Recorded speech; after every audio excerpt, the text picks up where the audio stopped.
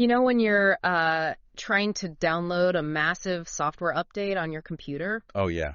The really big ones. Right, and your Wi-Fi connection is just like slightly unstable, and you try to pull all that data down at once, and the whole system just completely crashes. Yeah, everything just freezes up. Exactly. The screen freezes, the fans start spinning out of control. Sounded like a jet engine taking off in your living room. Literally, a jet engine. Yeah. And eventually you have no choice but to, hold down the power button and just force a hard reboot. Right, because the bandwidth is just entirely maxed out. I mean, the system's architecture is overwhelmed. Yeah. It's simply too much complex information coming in way too fast for the processor to, organize it. Exactly. But if you have a system that paces that download, right, like bringing the data in packet by packet, layer by layer. Yeah, then your computer keeps running perfectly fine. Exactly. You can still check your email. You can still type up a document while it just sort of upgrades quietly in the background. And that idea, surprisingly enough, perfectly captures the core tension we're looking at today. So welcome to the deep dive. Glad to be here. Our mission today is to explore this really fascinating framework for handling our fast-paced, high-stress, modern lives. And we're using a rather unexpected guide to do it. Very unexpected, yeah. We're looking at the Metaphysical Properties and Healing Guide for White-Banded Opal. Specifically, we're digging into the philosophy and the insights laid out in Crystals by Rob.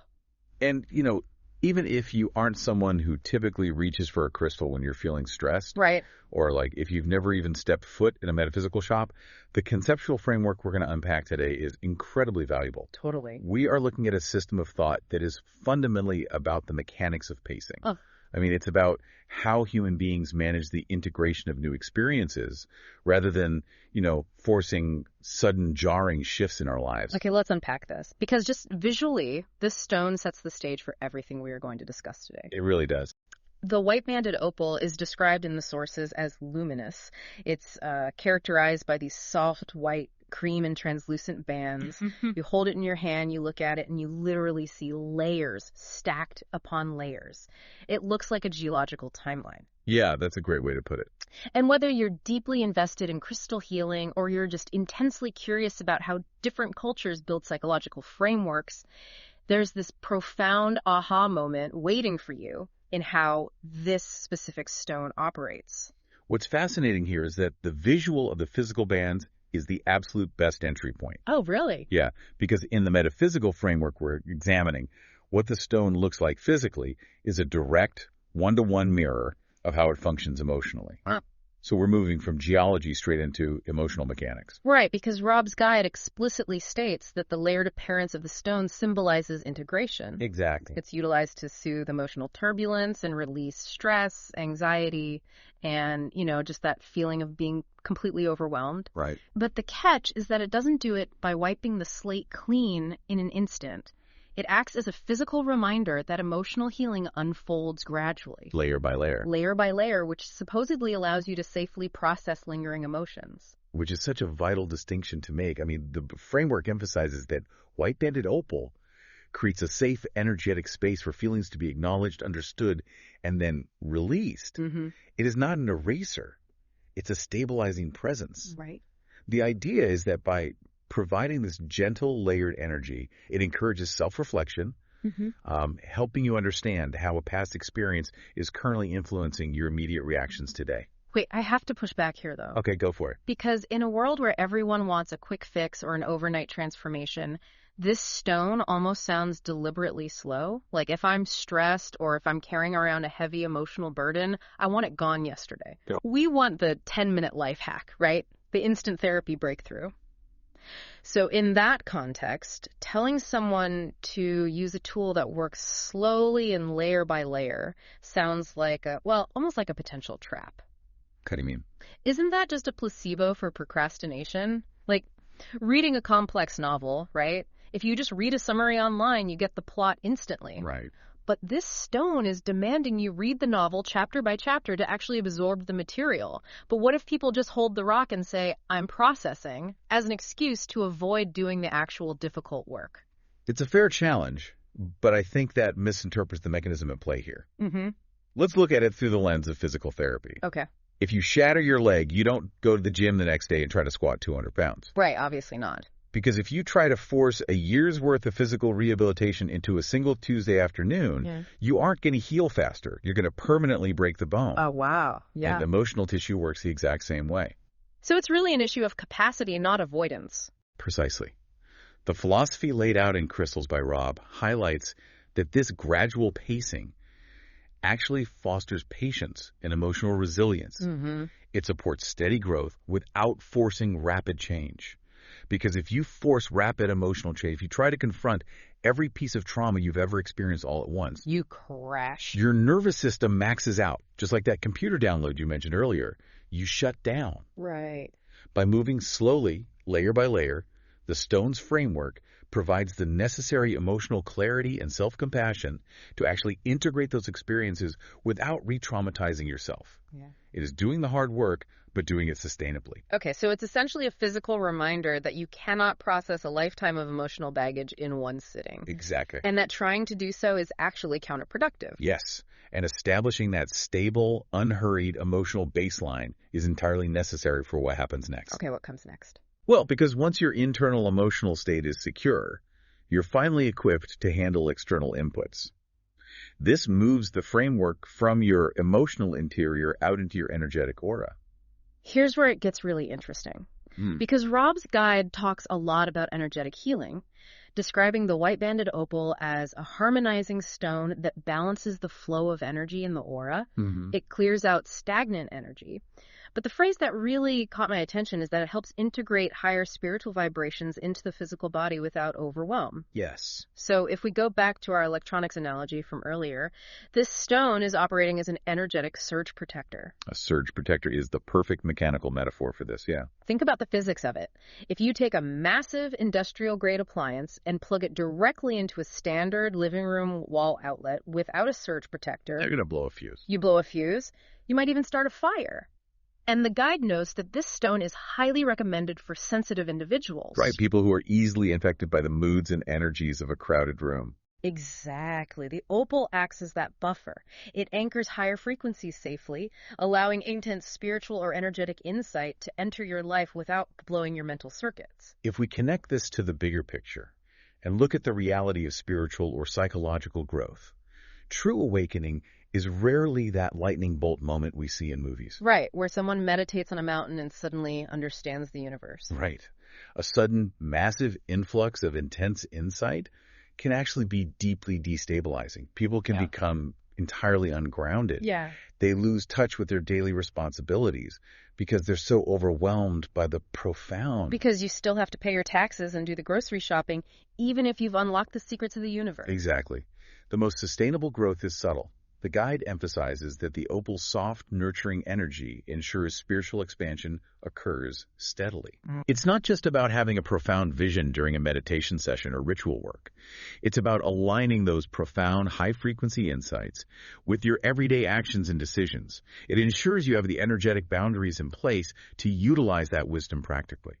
But, to understand exactly how this surge protector regulates that voltage, we need to look at its internal wiring. Oh, the chakras. Yeah, the source material outlines a very specific trinity of chakras that the stone aligns. And I have to be honest, when I first read the list of historical, mythological, and natural associations tied to these three energy centers, I was completely overwhelmed. Oh, it's a massive global pantheon. It really is. How does one single stone hold all of these seemingly disparate associations together? This raises an important question, right? It's an incredibly dense system of correspondences. But the framework operates on three primary centers: the crown chakra, the third eye chakra, and the heart chakra. Let's start at the top, the crown chakra. The guide associates this with spiritual clarity, intuition, and a connection to higher consciousness. Right, this is where the massive voltage comes in. But the associations Rob's guide lists here are wild. It ties the crown chakra to the spirit element, violet candles, and massive planets like Jupiter and Uranus. It connects it to rosewood and lavender. And then it lists the deities and historical figures associated with this energy. You have Zeus, the Greek king of the gods, sitting right next to the Buddha. Right. You have the Roman goddess Juno, the archangel Metatron, Kuan Yin, Gaia, and the Zoroastrian supreme god Ahura Mazda.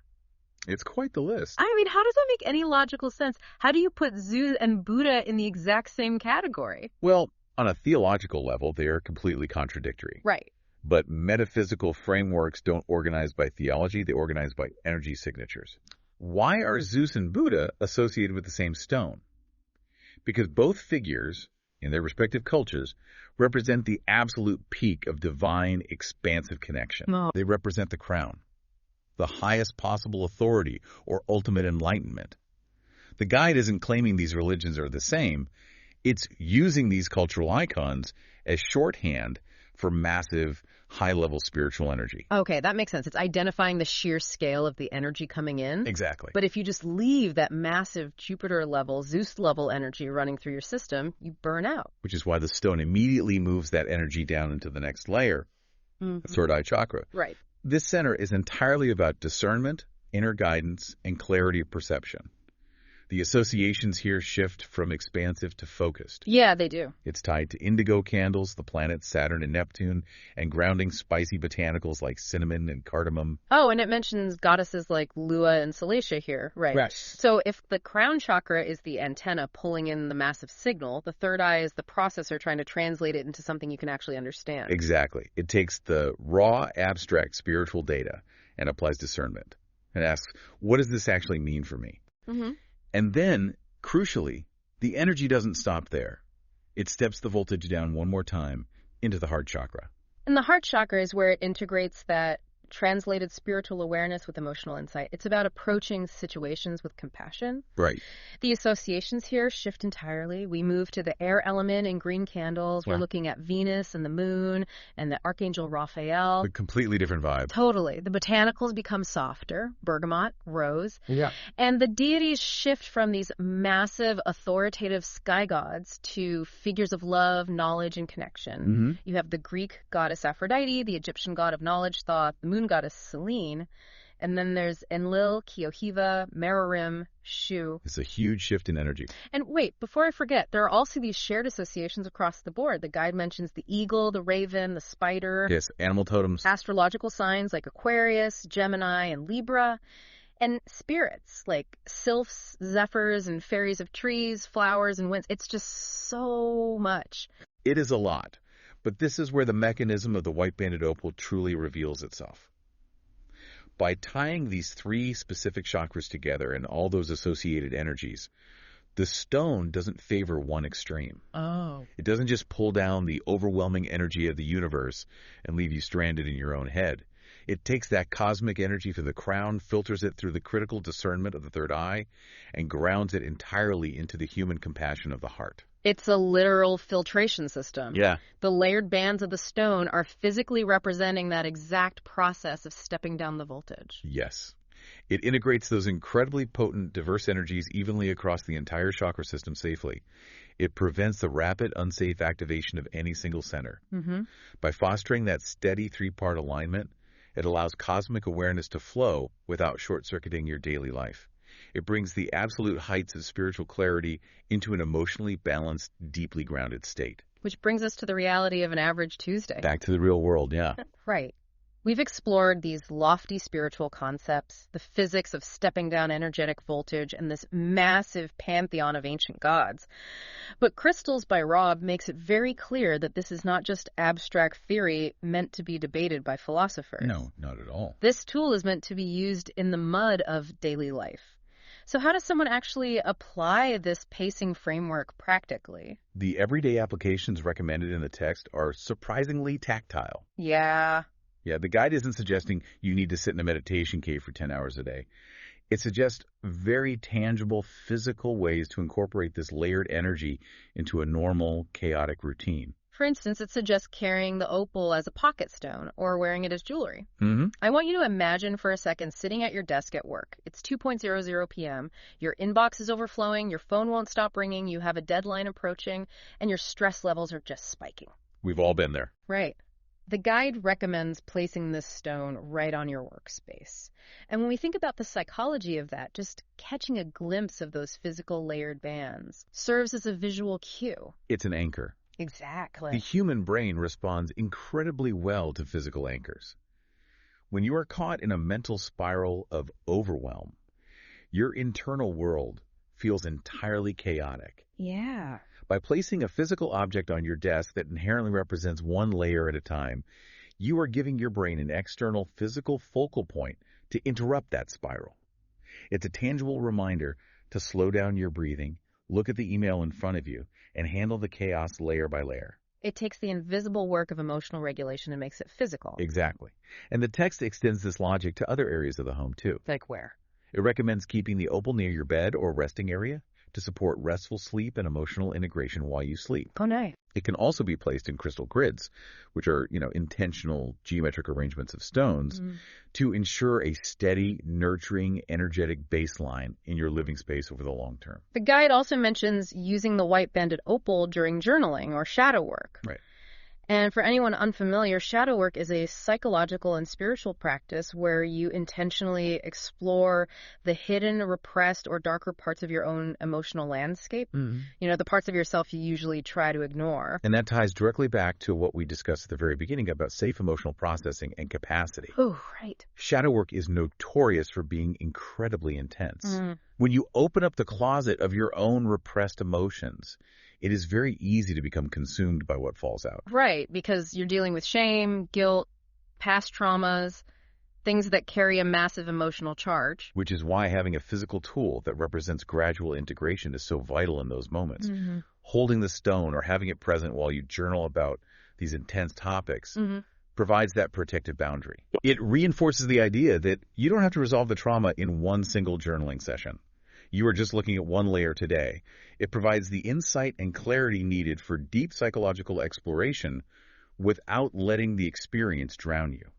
It's fascinating how the ultimate goal of the white banded opal, as celebrated throughout this entire guide, is practical clarity. Yes. It really isn't about escaping reality into some blissful trance where nothing bothers you. No, not at all. It is about maintaining a highly grounded awareness and building sustained energetic resilience in daily routines so you can actually handle your life.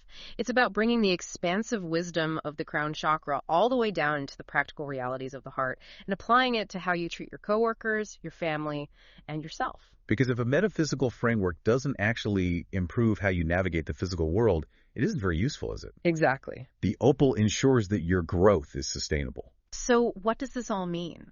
If we take a massive step back and look at the entirety of this deep dive, the real aha moment here is profound. Human beings have this incredible, innate need to map our messy, invisible internal structures onto external physical objects. We use the physical bands of a rock to give structure to our psychological healing. The white banded opal is essentially a masterclass in the power of pacing. Julie. Whether you look at its physical cream and white layers, its ability to act as a physical therapy tool for emotional trauma, or its role as an energetic surge protector stepping down cosmic voltage. It proves a singular, undeniable point. Healing, learning, and spiritual growth are most effective when they're layered, smoothly, safely, and patiently. You simply cannot rush the download without crashing the system. You really can't. And understanding that mechanism leaves us with a highly practical perspective to consider moving forward. Well, the text makes it abundantly clear that the bands of the opal represent the gradual, deliberate integration of our experiences. So the question to ask yourself is this. If the bands of the opal represent the gradual integration of our experiences, what layer of your own life are you currently rushing through that might actually benefit from a slower, more deliberate pace? Ooh, that's a great question. Maybe we all need to check our internal bandwidth, stop trying to force the overnight transformation, and just let the layers do their work. I agree. Thank you so much for joining us on this deep dive. We always love exploring these intricate frameworks with you, breaking down the complex and uncovering the mechanics behind how we heal and grow. Until next time, take it one layer at a time.